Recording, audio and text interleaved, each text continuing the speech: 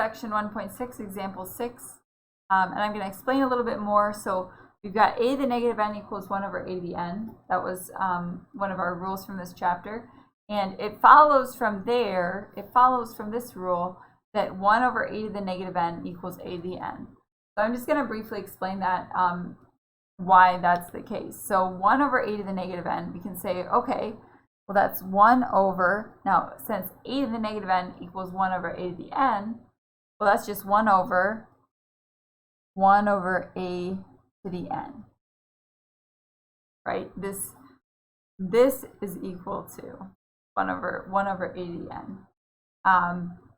And actually that becomes, so you've got 1 divided by 1 over a to the n. Well, we can actually, instead of doing this division, multiply by the reciprocal. Multiply by reciprocal. So you'll get 1 times a to the n over 1, which is just a to the n. So that's just a quick explanation why this is true from this. Okay, so we're going to use both of these rules when simplifying this. We need to rewrite it without any negative exponents and then simplify. So we've got v times x to the negative 2 times y to the negative 5 times, and I'm just going to rewrite these as 1 over z to the negative 4th and 1 over w to the negative 3. So times 1 over z to the negative 4 times 1 over w to the negative 3. You don't necessarily need to do that to write it that way, but if it helps you, you can write it out, separate out all the multiplication, right? Because it's just v times x to the negative 2 times y to the negative 5 times 1 over z to the negative 4 times 1 over w to the negative 3. Because multiplying by 1 over something is the same as dividing by it. Okay, so now we just need to change anything that has a negative exponent using these rules.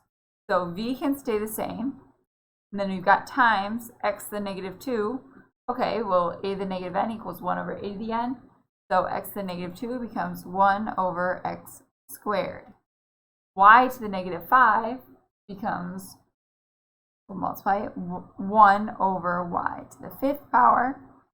This becomes 1 over z to the negative 4. Well, 1 over a to the negative n equals a to the n. 1 over z to the negative 4 becomes z to the 4th power. And finally, 1 over w to the negative 3 becomes w cubed. And then to simplify, we just need to do this multiplication. So v times 1 times z to the 4th times w cubed all over x squared times y to the 5th.